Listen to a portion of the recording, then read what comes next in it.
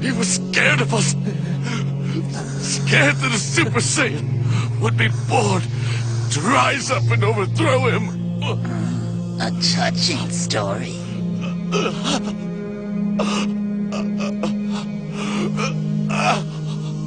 Please, no more. Save your strength. Kakarot, please, destroy Frieza. He made me what I am. Don't let him do it to anyone else.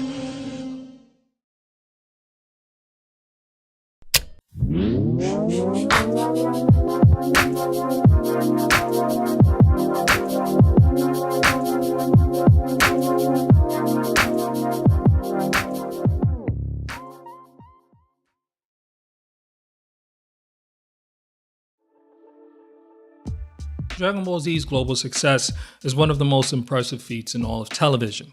But before we get into the why, allow me to put its greatness into perspective. Itself a sequel to Japanese anime is undoubtedly the best part of a really good thing. That's quite the accomplishment, especially when it comes to the performing arts. Think about it. We're talking The Empire Strikes Back, the fourth season of The Wire, or even the 95-96 Chicago Bulls team that kicked off Michael Jordan's second championship three-peat. Dragon Ball Z follows up the equally impressive Dragon Ball anime series and adapts the last half of the original manga created by Akira Toryiama between 1988 and 1995. It premiered in Japan on Fuji TV in 1989 before coming over to the States in 1996. In the year of VH1's pop-up video, Independence Day, Tupac's California Love, and the Spice Girls, a smaller, more blissful version of myself, discovered the most uniquely awesome animation of all time. I use the word uniquely because by no means am I calling this show a technical masterpiece. Yes, some of the battles tend to drag, and everyone depends on Goku way too much, but still, like the complicated oddity that was prime Dennis Rodman, everything came together to produce greatness. Dragon Ball Z was a gateway drug for myself and many other American kids into Japanese anime. It balanced science fiction, martial arts, fantasy, cliffhangers, great heroes, wicked villains, and most importantly, an ongoing story format that differed from the episodic cartoons that flooded American airwaves at the time. It was also childish in all the right ways. According to show logic, combat-obsessed fighters got stronger with anger, and power was measured through numerical levels. It's over 9,000! 9,000?! There's no way that could be right! Warriors on both sides of good and evil ranged from a martial arts master to a destroyer of worlds. And who could forget about the extraordinarily exaggerated violence? As cities and mountains would fall, androids, monsters, humans, and aliens fought with everything from swords to key focus energy attacks. Dragon Ball Z embodied all of that time you spent smashing action figures as a kid with incredible imagination and animation. Now let's talk about Dragon Balls, the namesake artifact of the series. When united, 7 crystal orbs have the power to summon Shenron, an eternal dragon that grants its bearer one wish. Instead of being used to achieve something grand like curing deadly diseases, they mostly operate as a mechanism to move the plot forward. This usually meant the revival of a fallen friend or the summoning of an evil adversary. As a kid, Dragon Balls appealed to my hunger for fantasy by allowing for things like treasure hunting, space exploration, and overgrown genies. Which brings us to why Dragon Ball Z really works: its characters and story. For anyone out of the loop, Dragon Ball is like Superman turned up to 11. Instead of landing in Kansas, this powerful humanoid alien is sent to Japan, barely escaping the destruction of his home planet, Vegeta.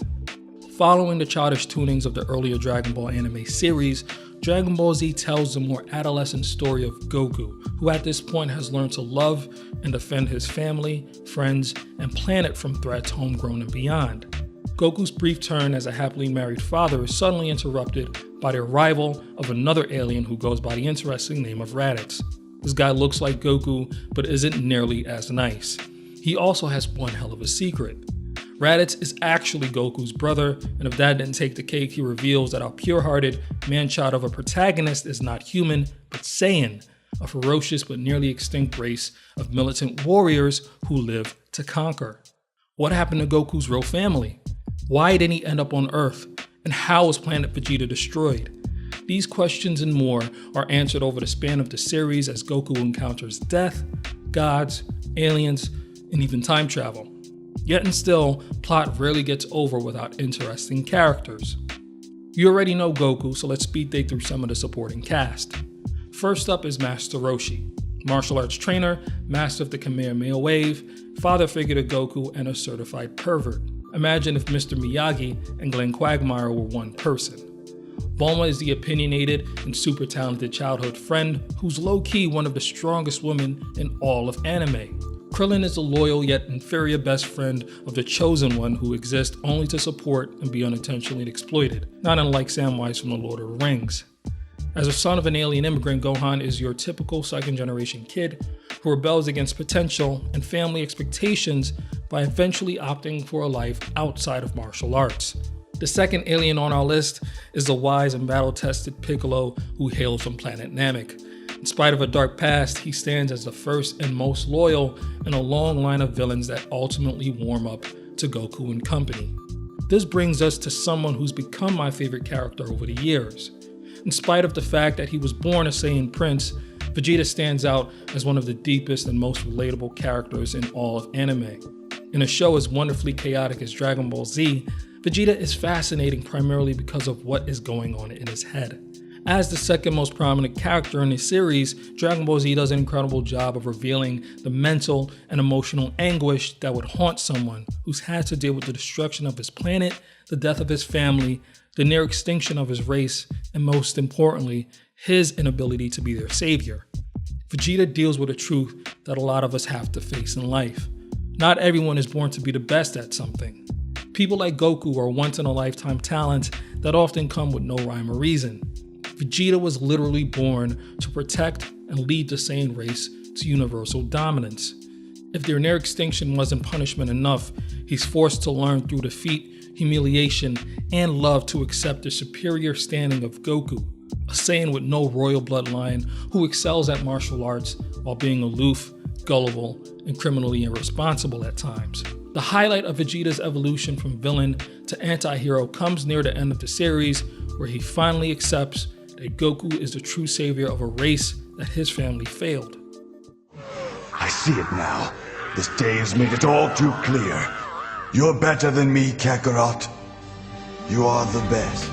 Granted, some of the storylines are hit and miss, but the lore of Dragon Ball Z almost always prevails. Nothing epitomizes its greatness better than the last stop on our trip down memory lane, the Frieza saga.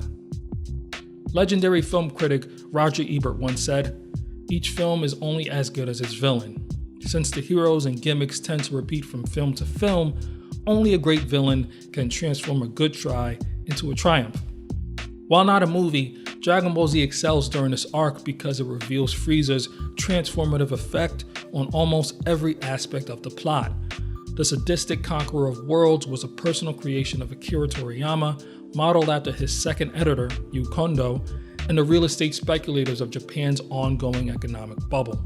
Not unlike said speculators, Frieza is an opportunist who's both ruthless and eloquent, forcibly taking over planets just to resell them. During a 2015 interview with Kazenshu, Toriyama stated, "Frieza was pretty underhanded, but I generally don't draw things that are so unpleasant that it gets to you psychologically. Also, I paid a fair amount of attention to how Frieza talked. After all, villains pretty much always talk rudely. I thought the contrast between his polite speech pattern and his cruelty and strength was really unsettling." Dragon Ball's execution of the cliched evil mastermind trope shines primarily because of its dedication to Frieza as one of television's most wicked creations. Needless to say, his rap sheet is long and absolutely cold-blooded. What makes him truly iconic is his role as a catalyst to quite a few significant series moments, such as the destruction of planet Vegeta and Goku's first Super Saiyan transformation. The actions of this seminal villain have massive consequences that permeate before, during, and well after Dragon Ball Z.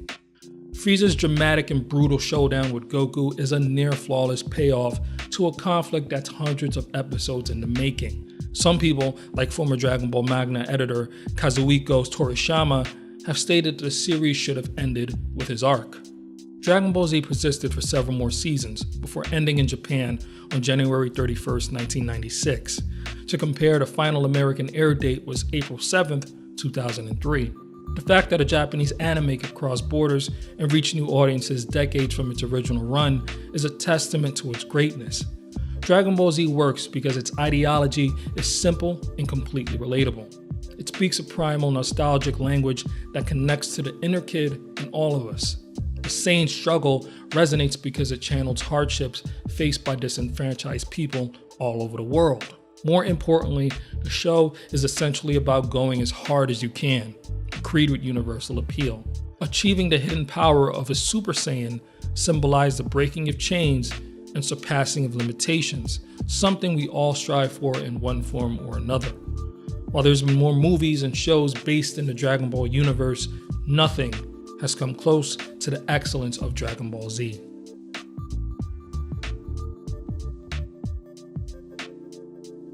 Hey everybody, what's going on? My name is Uwe. Thank you for checking out my video on Dragon Ball Z. Hope you had a great time watching it. Hope you got to learn some stuff just like I did while making it. Had an awesome time talking about a show that was very pivotal to my childhood. If you're checking this out, it's probably very, very pivotal to yours. Hope it did the show justice. If you feel that it did, help support the production of more insightful video essays on the greatest music, movies, and television shows from the past. You can do that by liking, sharing, and subscribing to the Ill-Minded Media YouTube channel.